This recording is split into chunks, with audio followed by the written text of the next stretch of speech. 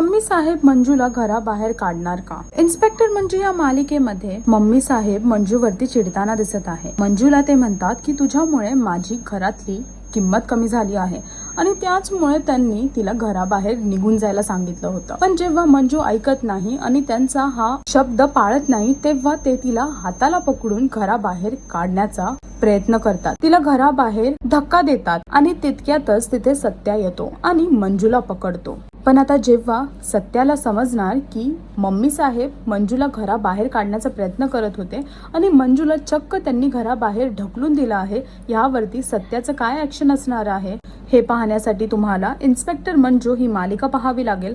आणि अजून लेटेस्ट अपडेटसाठी टेलीचक्कर रिजनलला सबस्क्राईब करायला विसरू नका.